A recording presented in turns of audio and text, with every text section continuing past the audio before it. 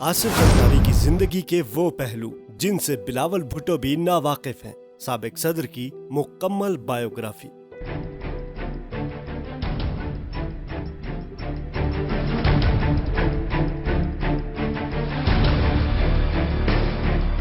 Peoples party के शरीक chairman Asif Ali Zardari की मोहतरमा बेनजीर भुट्टो से शादी कैसे हुई? क्या बेनजीर भुट्टो की आसिफ जरदारी के साथ जबरदस्ती शादी की गई थी? आसिफ जरदारी सियासत में आने से कबल किस फिल्म में बतौर अदाकार अपनी अदाकारी के जौहर दिखा चुके हैं? आसिफ जरदारी फिल्म इंडस्ट्री छोड़कर सियासत में क्यों आए? आसिफ जरदारी अचानक मंजर-ए-आम से गायब क्यों हो गए और उनके इंतकाल कर जाने की खबरों में किस हद तक सदाकत है? दोस्तों, अगर आप ये सब और आसिफ जरदारी की मुकम्मल बायोग्राफी जानना चाहते हैं तो इस वीडियो को मुकम्मल देखें। नए आने वाले दोस्तों से गुजारिश है कि चैनल को सब्सक्राइब करें, वीडियो को लाइक करें और पसंद आने पर ग्रुप्स में भी शेयर करें। दोस्तों, जैसे बिलावल भुट्टो आसिफ जरदारी के इकलौते बेटे हैं, ऐसे ही आसिफ जरदारी भी अपने वालिद हाकिम अली जरदारी के इकलौते बेटे हैं। आसिफ जरदारी के वालिद मरहूम हाकिम अली जरदारी सिंध में आबाद जरदारी बलोच कबीले के सरदार थे। जरदारी कबीला बुनियादी तौर पर बलोच है, जिसके बेशतर अफराद सिंध में जिला नवाबशाह और बलोचिस्तान के सरहदी इलाके में आबाद हैं। हाकिम अली जरदारी का अंदरून सिंध आबाई जमींदारी के साथ कराची में भी कारोबार और सिनेमा घर था।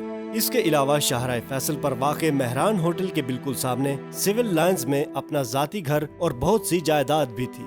26 जुलाई 1955 को पैदा होने वाले आसिफ अली जरदारी ने इब्तदाई तालीम सेंट पैट्रिक्स स्कूल कराची में हासिल करने के बाद दादू में कायम कैडेट कॉलेज पटारो से 1974 में इंटरमीडिएट किया। पाकिस्तान के दो साबिक वज़ीर आज़म मोहम्मद खान जुनेजो, शौकत अजीज और साबिक सदर परवेज मुशर्रफ के बाद Asif Ali Zardari Saint Patrick's school के चौथे तालिब इल्म हैं जो पाकिस्तान के आला तरीन ओहदे पर फाइज हुए।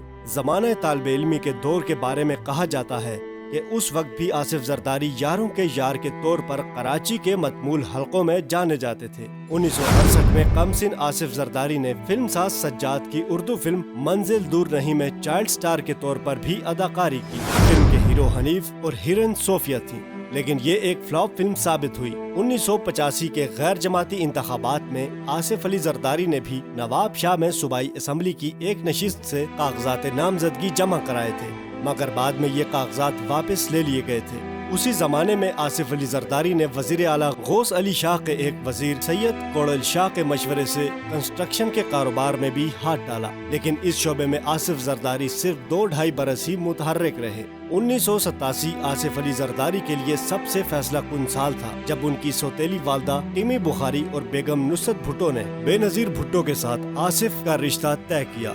आसिफ जरदारी के सियासी हरीफ और साबिक सदर परवेज मुशर्रफ ने एक बार एक इंटरव्यू में दावा किया था कि अगर जुल्फिकार अली भुट्टो जिंदा होता तो वो कभी भी बेनजीर भुट्टो की शादी आसिफ जरदारी से न होने देता, क्योंकि भुट्टो खानदान जरदारी फैमिली को अच्छा नहीं समझता है। क्या परवेज मुशर्रफ का दावा सच है या नहीं, इसके मुतालिक किसी के पास कोई सबूत मौजूद नहीं, लेकिन ये वाज़ेह है कि 18 दिसंबर 1987 को होने वाली ये शादी कराची की यादगार तकारीब में शुमार होती है, जिसका इस्तकबालिया अमीर तरीन इलाके क्लिफ्टन के साथ साथ गरीब तरीन इलाके लियारी के कुकरी ग्राउंड में भी मुनक्किद हुआ और उमरा के शाना बशाना हजारों आम लोगों ने भी शिरकत की। जुल्फिकार अली भुट्टो की फांसी के बाद बेनजीर भुट्टो और उनके लाखों सियासी परस्तारों के लिए ये पहली बड़ी खुशी थी।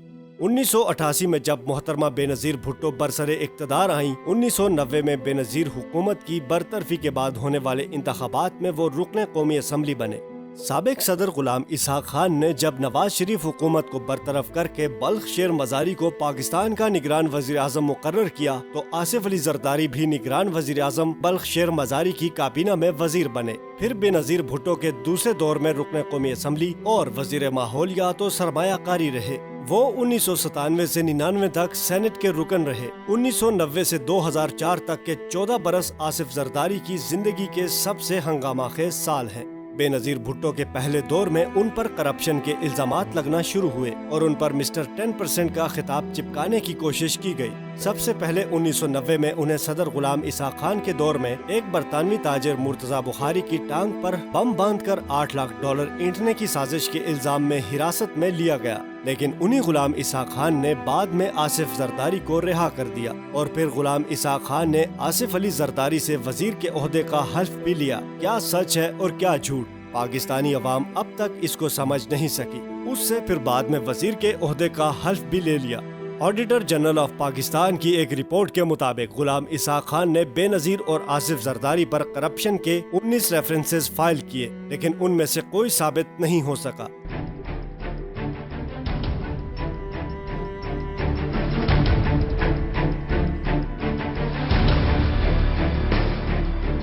5 نومبر 1996 کو دوسری بے نظیر حکومت کی برطرفی کے بعد آصف زرداری کا نام مرتضی بھٹو قتل کیس میں آیا۔ نواز شریف حکومت کے دوسرے دور میں ان پر سٹیل مل کے سابق چیئرمین سجاد حسین اور سندھ ہائی کورٹ کے ایک جج جسٹس نظام احمد کے قتل اور منشیات کی سمگلنگ میں ملوث ہونے، سوئس کمپنی SGS کو ٹیکنا، دبئی کی ARY گولڈ کمپنی سے سونے کی درآمد، ہیلی کاپٹروں کی خریداری، پالش ٹریکٹروں کی خریداری اور فرانسیسی معراج طیاروں کی ڈیل میں کمیشن لینے، برطانیہ میں راک ووڈ اسٹیٹ خریدنے، سوئس بینکوں کے ذریعے منی لانڈرنگ اور اسپین میں آئل فار فوڈ اسکینڈل سمیت متعدد کیسز بنائے گئے۔ اس طرح کی فہرستیں بھی جاری ہوئیں کہ آصف علی زرداری نے حیدرآباد، نواب شاہ اور کراچی میں کئی ہزار ایکڑ قیمتی زرعی اور کمرشل اراضی خریدی، 6 شوگر ملوں میں حصص لیے، برطانیہ میں 9، امریکہ میں 9، بیلجیم اور فرانس میں 2 اور دبئی میں کئی پروجیکٹس میں مختلف ناموں سے سرمایہ کاری کی۔ قومی مفاہمت فرمان کے متعلق مقدمہ کی سماعت کے دوران قومی احتساب دفتر نے عدالت کو بتایا کہ آصف علی زرداری نے بے نظیر کی حکومت کے زمانے میں $1.5 بلین کے ناجائز اثاثے حاصل کیے، اگرچہ کہ اب تک یہ بات ثابت نہیں ہو سکی ہے۔ بیرون ملک ان الزامات، ریفرنسز اور مقدمات کو آگے بڑھانے کے لیے ایک خطیر رقم خرچ کی۔ آصف زرداری تقریباً ملا کر 11 برس جیل میں رہے۔ آصف زرداری کا شمار پاکستان کے طویل ترین سیاسی قیدیوں میں بھی ہوتا ہے۔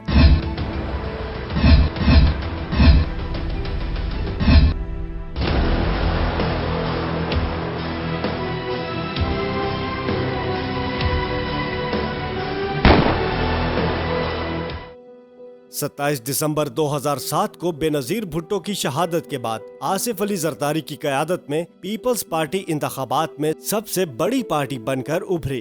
شروع میں اندازہ یہ تھا کہ آصف زرداری صرف پارٹی قیادت پر توجہ مرکوز رکھیں گے اور مسٹر سونیا گاندھی بن کر رہیں گے، لیکن اگست 2008 میں الطاف حسین نے زرداری کا نام صدر پاکستان کے عہدہ کے لیے تجویز کیا، جس کے بعد پیپلز پارٹی نے باضابطہ طور پر آپ کو 6 ستمبر 2008 کے صدارتی انتخابات کے لیے نامزد کر دیا اور وہ 2013 تک 5 برسوں کے لیے پاکستان کے صدر رہے۔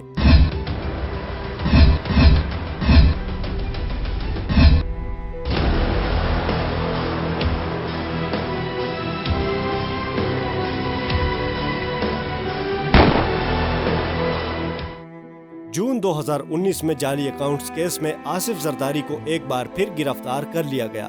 دسمبر 2019 میں آصف زرداری نیب کی تحویل سے ضمانت پر رہا ہوئے، لیکن اس رہائی کے بعد آصف زرداری مکمل طور پر منظر عام سے غائب ہیں، جس کے بعد سے سوشل میڈیا پر خبریں گردش کر رہی ہیں کہ سابق صدر انتقال کر چکے ہیں اور ان کی بیماری کو چھپایا جا رہا ہے۔ لیکن آصف زرداری کی موت کی خبروں پر پیپلز پارٹی کے رہنما فاروق ایچ نائک بول پڑے ہیں، کہتے ہیں کہ آصف زرداری کی موت کی خبریں بے بنیاد ہیں۔ آصف زرداری کے وکیل فاروق ایچ نائک کا کہنا ہے کہ آصف علی زرداری کے خلاف من گھڑت خبریں چلائی جا رہی ہیں۔ سابق صدر آصف زرداری کی موت کی خبریں بے بنیاد ہیں۔ آصف زرداری کے باعث اپنے گھر میں ہیں۔ فاروق ایچ نائک نے مزید بتایا ہے کہ آصف زرداری کو کئی بیماریاں ہیں، کمر کی تکلیف ہے اور ہاتھ کانپتے ہیں۔ دوسری جانب بلاول زرداری نے بھی آصف زرداری کی موت کی خبروں کی تردید کی ہے۔